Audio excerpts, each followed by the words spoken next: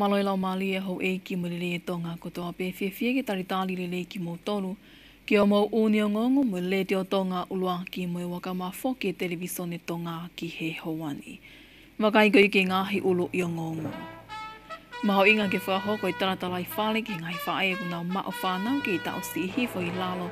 I he ta o anoa ko i hi malama peke to i ai haka hao le le ki anki nau tolu. Taritani lele i hapi ako ta me ki tangata timaru ai e ki pale mia hoa kawa me liko. Pe ato i lele iangi e tau ke ngau e mwhakawhatongia e kau polisi ngau i laini mua, hiri e whakakato e poloklama ako e poto ngau e. Oku te epe me ngahi o ke he ana iangi pe he whoke ta wakai ki he whamurita me mala e o e stipoti, pe he whoke ki he tuunga o ea. Ko au liri ani polu tere me wakai ko ia ki he whakai ki iki.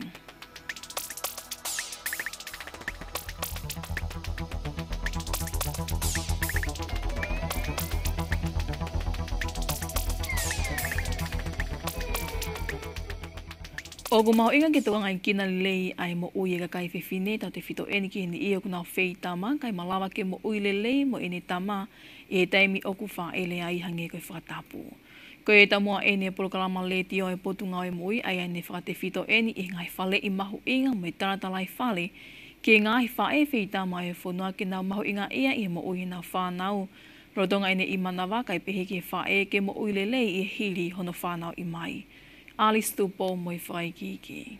Ko e tamua ene e polokalama le tio mo i televisione e potungai mo ui, ene whate whito eni i ngahi whale i mahu inga koe mo tātalai whale ke ngai whae whei tama e whanua ke nau mahu inga ia i he mo ui koe nau whanau lo tonga ni i manawa, kai pehe ke whae ke mo ui le lei i hiri kono whanau i mai. O mahina mai ngai whamatala koe a ainesi o kone tokanga kina ta whaaki ke sivi whei tama, Sister Taina Palaki, ai whaau peke toi tolahi anga ngahi whae nau la wanga sivi whei tama ka o kei ta o sii i lalo hifo i ta ua fulu, pea o whawhahoko i tātalai whale ma kehe ke mātu atau i whanau mo ngai whae koe ni, kau hika pelepele ngesi koe atu o ngata o nau iai mo i mao whanau KCE. O koe koe ngata anga e ni e mo ui pa mo i whanonga anga. O iai i pē toi le lei i he kau mai ai whamiri ke tau ni mataha, piki uma, ki hono tokanga e kina, o i whae ko e ni, iai pē ka hau le rei e alo i nasi ki ai. O ku kau ki heni mo i mau polo kalama ki heni ki hono tokanga e kina, nau tolu ko ua ke nau lava mai ki he kirini ki. O ku kai foki ke le lei, ka pai hau pē whae ko i fo i sivi pē taha pēa, si pūri ai kai ke toi asmai. Koe taha ne ha polo kalama o ku whaingataa. Pe aku mau kau whakaluk fua me ai, kau ngau a mau tolu i he si wheitama, kai pehe ki he whare whaere, u whangatapu, ka mo e tawhaaki koe na meitu au ki whaihon tokanga e kina mai, ke ui hato koni, koe kumi ai whae koni, ke whoki mai ki he kiriniki, pe tau sio ki ai ki hono mahu inga. Ke whoki mai, ke hau ke whaihono wakai, i ka mohono tokanga e kina, e toki osi pe whai e tokanga. Ka rewa kua mahino ki a tau tolu, kua mo ui e wha e iako eni.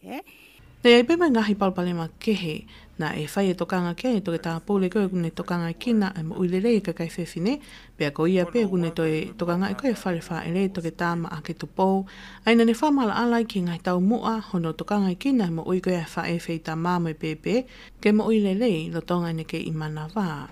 Koe ulua ki kono a ko i koe a whae ke ne lawa tau ta ofinga hinu nua pe ola ta maki o e wheita mā. Ua koe nau sivi mo lawa tala ngai whae koe kui ai tu unga e malawa kovi ke whae me pepe. Tau luka no whai toko ngahi mahaki o malawa ke ilo he taimi koe alo e whae o sivi wheita mā. Koe whaalewa kono toko nia koe a oiongo mātua ke palani hona whamiri. Koe sivi wheita mā e ka inga. O ku fie mau. Pea ku os whamoni whamamani lahi. Ku o pau ke a ui atu o wha kai lava. At least, pe koe sisi taha ke a o tu o wha o lava angi ke si whetama. Kai lava ke whae ngai i mea koe ne wha koe nau tāna ke ai o mahu inga, o mahu inga o si whetama. Ka pai sisi ai pe ku ka ke lava ma usia ngai i tau mua koe ni e wha koe ni nau tāna ke ai e kamata tau bolo kalama. Oksisi apita kakai fifine una ulava angi vaiola o si feitama. I he mea o maui ko e ulaki trimester o e feitama. Peko e ulaki wike taha wha o e feitama. Ki he kakai e whanua ko e feitama hufanga whakatapu. O ku wike e whanoa. Peko wahe le vaia ki he semester, peko e trimester e tolu. Koe waweange ho aluange, koe whaingo fuange ia, hono ilo ho aha koe tike whaele. Nani toi peheo ki ai ngahi whae whaitama toko lahi u te ki peke nau lawangi ki nau tolo sivi whaitama, ka nau toki lawa tu peko osi e mahina nima ai pepe i manawa, pe wike e wanoa, pea o toi whainga tange whainga koe kau ngau e putungai mo i ke holo e pepe mo whawhawhua e aho koe e whaele ai. Ma ai ngongo a radio mo televisione tonga, ko au alisi tupou. O ku make mau pe a hono tali e hapia ko hane whanau tama ko ne tuumo o ngai a whatongia. Ko ongo fia ka ko fia ki apia ko tamek tangata timaru o nu usila, e nau tali ai a ahiange e ki pale mia o tonga ni huakawa miliku, ka ko yako tutuku ia o yako anga. Ko e mea e ni a huakawa miliku i wikeni o a ahi ki ako angani, whataha me whanau ako e Pasifiki o na lotonga ako i ai, i ene manatu me lie ki he taimina ani ke iako ai i ako angani. I gai ko ia pe ka koe konga ia ai mea ai e ki pale mia o whakahoko, ai ngahi tātala noa ki hono langa sektoa o iako i tonga ni. I hono taritari o huakawa miliku ne pehea e pule ako o iako anga Dave Thorpe, ko huakawa miliku ne kauia i ni ihi toko si i na wako me he Pasifiki, ne au e nau tuunga mau o lunga i he ako. Ke nau huangi ki he ako anga, ai e na ane hoko ai koe ua whakatoa pe koe Proxime Accessit i he ako anga i he tau tahiwa walu. I kai ko ia pena ane kau i ni ihi ne nau wainga i he timi tau tuko nima ai ako anga, pe koe mea a ahiange pale mea o hoko ia ko nau lau kau anga, ko ia o hanau whanau tama ki he tuunga taki o hawhanua i he Pasifiki. Na e whakatahi whaai ki ako angani ai ni ihi ai ngahi kau ngā ako e eiki pale mia, pe heke ni ihi ne nau kau ngā wainga i he timi a kapulu o e api ako, ke taritari ai mea o a ahi atu ai eiki pale mia huakawa miliku. Ne kau foki ki heni mo ni ihi o kau tonga i Timaru mo e wahinga saute i hono taritari o pale mia, a ke ngai whai whakatonga mo ngahi lea o o wau ke he pē. Koe polo kalamani ni tataki peia e he whanau wako, taki mai ni ihi whanau ako tonga o kunau matapule i ako angani. Mai a ngonga leitio me televisione tonga, ko Snolita tui vai. Kua whahe ka inga o ngoni wai, tumu e nau fia a ke whoduru e nau kātoa ngā whawahe i he aho takitaha, o ka mata i he aho topule lulu i ke ka o kino tari ai wakafo o mai ngoni wā koe kere si pē. Koe ahoni o whawhofua, pe whawhofulawa tua i wakafo o ai ngoni wā ki niwa o whakatau mua ke whawhofulawa tu, ai ngahi koroa mea to koni me ngahi whie mao viviri ai ngō ka inga. Koe whulawa tu ko eni i he ahoni o whtai to tongi pe ia ai koe aho pe e tolu e ihe o ngoni wā ai, pe a whoki mai o toki whulawa tu i he aho tu si te wike ka o ke kamata ai kātoa ngai ngoni wā, ai ana e whamatala ki ai whaengongo ai whaleni me niwa top tapu Loina Pongi.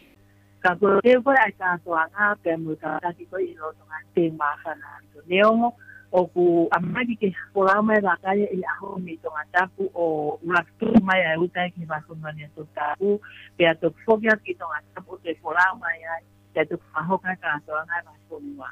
Ka kore lolo tonga ni a ku teu māwhana, pe ko pepe taimi e whai ai kātoa ngā ku teu māwhana wasumua.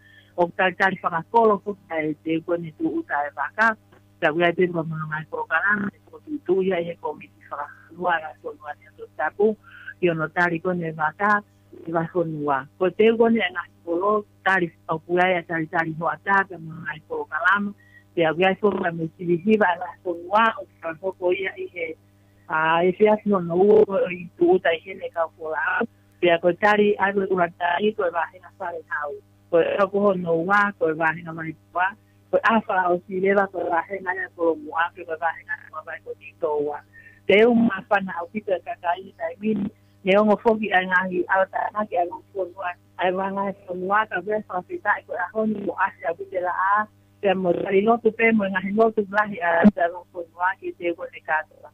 Kono mo oni pe una whanam ki whe mo tu uta mai e kola ua mai e waka ki wāwhonua, kai whai e kātoanga koe ni, Neo ngo to ata muia e nga pakai i ka te mo nga saiva. I nga hikolo ka wai nga grup ka la ka pakai sine o ka puto mai ki ono te go ai tari maka to ni. Ngo pe o tari ki he maka no wa to ka masa ka to nga so wa ka muia be a lo tu ka mo to ai ni va so wa ko ha tai e tu uta mai ki ka mai ka to nga ku ba wa so wa ya te me he pio ta hi o ma ki vai ko to ko fo ta la monua ki he ka fola ko to a pa mana ki mo fola wa ma ai mot mama o ta pe an to ta pa mo ki fo o fa pe ki ta pe ki na ta to ki ho mo fola ma i ta mo te tari ko no fai ni mo ko ta hi me he pe vai me ni o ma ku ma kani ta ko o so singa ma ye ta ta ko lua pe ni ko no ba na ni to ta ku o ngau te mo amana ki a te tari ba ka to ko e whaiangongo ia ai whaleni me he piota whahi lowina pongi. E toi lele yange i lo moi tau ke iai kau ofisa polisi tonga laine mu ai he whetu utaki. Palani i mu whahoko ha whahinga tu tuuni he teime u whoko ai ha whatu tāmaki. Pehegi ngahi ngawe ke he pehili ai kakato e polokalama ako e potunga e polisi anu sila. Alistu po moi whai kiki. Ko e polkalamani ne tataki pe e kau whai ako e potunga e polisi a Tonga, na naulawa i lele ko e polkalama ako ko hono ako i ko e kau whai ako, ai nei whahau ko e potunga e polisi a Nusila i me o e tau ko osi. Ne laka hake kau ofisa polisi e te au me wawa uha pai me toan tapuni, na nau kau atu ke polkalama ako ko eni, ke ngai whaunga ki ona malu i ki nau tolu ke nau hamo malu, me ia whainga whatu tāmaki o ku hoko. O ke palani ke hoko at lewa a hono whahoko koe polkalama ko tatau ki kau ofisa polisi laine mua koe ewa moi o ngoni wā. O kutuia potunga polisi koe atonga koe ngahi ako mga hinau to tonu koe ko o si whanau nau ake kau polisi laine mua koe ni e sisi ia e ngahi laulavea e hoko kia ki nau tolu i hawhatu tāma ke hoko. Koe toi lele iang e tu unga ki hono malu i ki nau tolu pehe ki hono malu i koe kakai o whanua mo e ni i koe nau whahoko ai ngahi mau lao. Ma e ngongo a le teo mo e televisone tonga, ko au alisi tupo. Ko e uni o ngongo wharoto whanua pia ki he hawani, ko e ngahi ngongo e mihimala e sipoti e hoko mai o kahili eni, whahoka tuia e Senorita Tuiwai.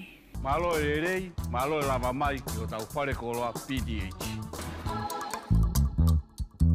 Whamalo te tau kei whiao mai, wakai koia ki whamuimuitaha mihimala e o sipoti.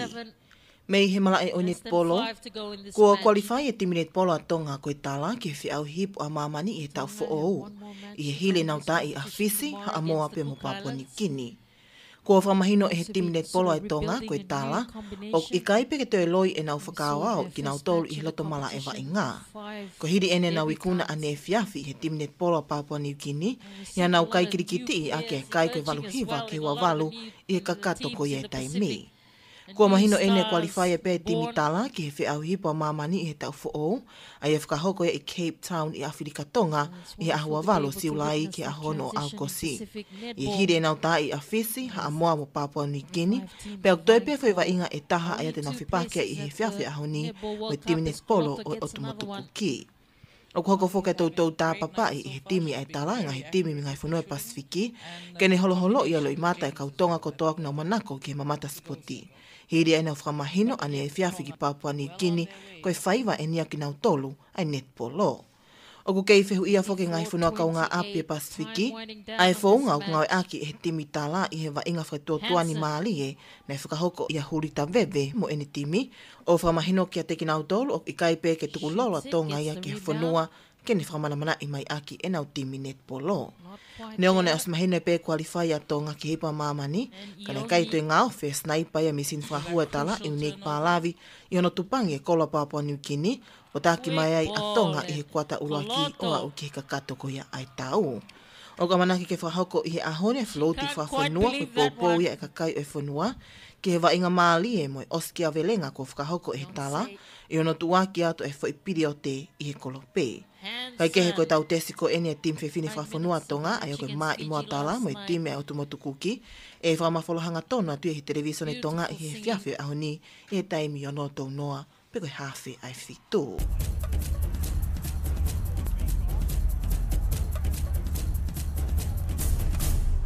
Pika ki mua pe tau mawai te toi wakaingi pehen ki ngāhi ulu i o ngongo.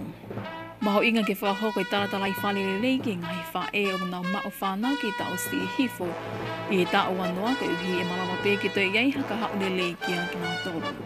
Tali lelei e apiako tamai ki tangata timaru ai e ki palemia hua ka wamiliko.